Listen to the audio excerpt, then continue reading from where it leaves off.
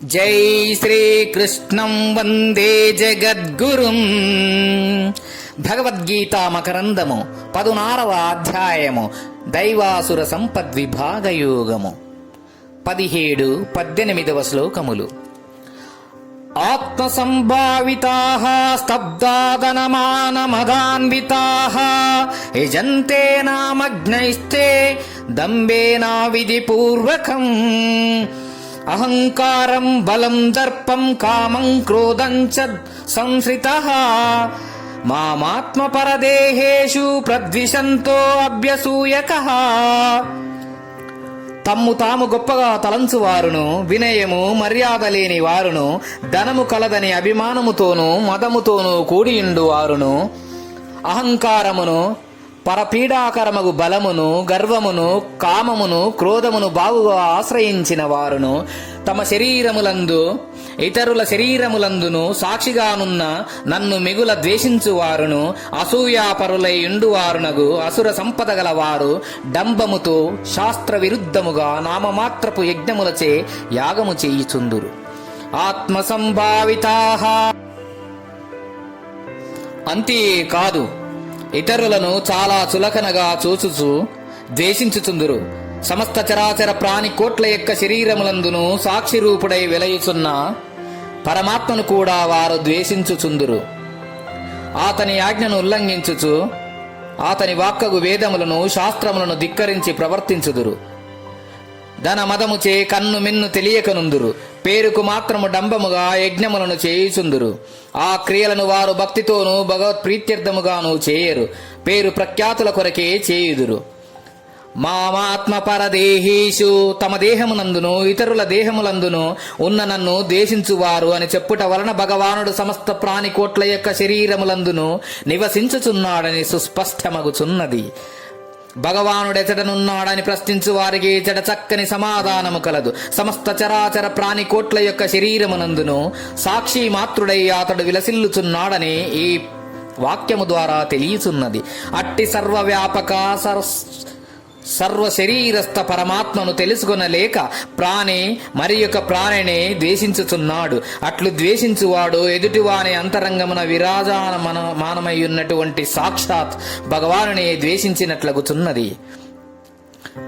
అదే విధమున ఒకరికి ఉపకారము చేసినచో ఎదుటివాని అంతరమున గల పరమాత్మను పూజించిన వాడే అగుచున్నాడు.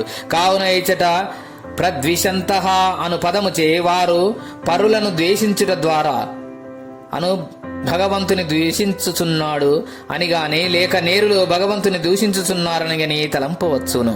శ్రితాః అని చెప్పక సంశ్రితః అని చెప్పుట వలన వారు కామాది దుర్గుణములను లెస్సగా ఆశ్రయించుచుందురనియు, ద్విషంతః అని పేర్కొనక ప్రద్విషంతః అని పేర్కొనుట వలన భగవానుని మిగుల ద్వేషించుదురనియు తెలియచున్నది.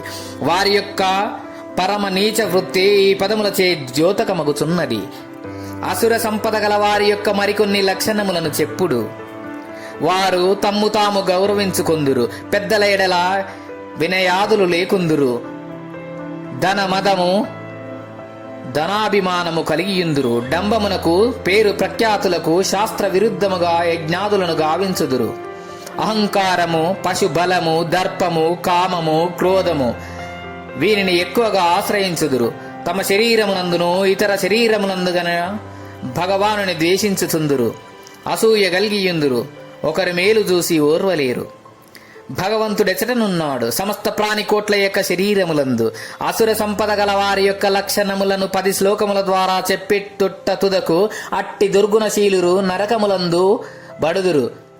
పత నివర్తంతే కే శుచౌ అనే ఫలశ్రుతియు చెప్పి అంతటితో పూర్తి చేయక మరలా 2 శ్లోకముల ద్వారా వారి దుశ్చేష్టలను దుస్వభావములను వర్ణింపదొడగుట చూడ.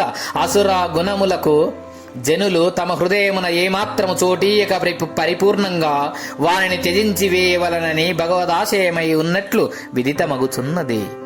ఈ శ్లోకములు అసుర సంపద గల వారి లక్షణములు పరిసమాప్తి గావించబడినవి. 12 శ్లోకములందు ఏకధాటిగా పరమాత్మ అసుర సంపత్తిని వర్ణించి చెప్పెను. ఈ దుష్టగుణములు ఎవరి యందున్నప్పటికీ వారెంతటి విజ్ఞానవంతులు, విద్యావంతులు, ధనవంతులు, కులవంతులు అధికారవంతులు, సౌందర్యవంతులు, బలవంతులు అయ్యున్నను కూడా రాక్షసులుగానే జమకట్టబడుదురు. వారు మానవులైనను దానవులుగానే పరిగణింపబడుదురు. సురలోక వాసులైనను అసురులుగానే లెక్కింపబడుదురు. సామాన్యముగా రాక్షసులు ఏ పాతాళ లోకములోనో ఉందురని ప్రతీతి. కాని జనుల హృదయమందు కూడా వారు కాపురముండుదురు. కామాది దుష్టగుణములే ఆ రాక్షసులు. మనుజుడు తన హృదయమును బాగుగా పరిశోధించి తన యందు ఏ అసురులు కాపురముండుచున్నారో చక్కగా పరికించి ప్రయత్నపూర్వకంగా వారందరినీ బయటకు సాగనంపవలెను. భగవానుడు ఈ అధ్యాయమందు ఇంతవరకు ఎన్నియో అసుర గుణములను చెప్పియుండెను. వానిలో అన్ని గాని లేక కొన్ని గాని తుదకు ఒకటి గాని హృదయ కుహరమున దాగియున్నచో మంత్రోచ్చా పఠనముచే భూతములను వెడలగొట్టు చందమున వాటినన్నింటినీ తొలగించి వేయవలెను. అట్లు తొలగించి ఇతః పూర్వము భగవానుడు చెప్పిన అభయము మున్నగు దైవగుణములను దైవీ సంపత్తిని లెస్సగా పరిగ్రహించవలెను. ఆగమార్ధంతు దేవానాం గమనార్ధంతు రాక్షసాం. ఓ దేవతలారా రండు, ఓ రాక్షసులారా పొండు అను ఈ ఆగమ వాక్యమును అనుసరించి ప్రతివారును తమ చిత్తములందు ఈ దుష్ట గ్రహోచ్చాటనమును పవిత్ర దేవతాహ్వానమును రెండింటినీ గావించి హృదయములను దేవ నిలయములు గావించుకొని పరబ్రహ్మానుభూతిని బడయవలయును. జై శ్రీకృష్ణం వందే జగద్గురుం. భగవద్గీతా మకరందము గీతాచార్యులు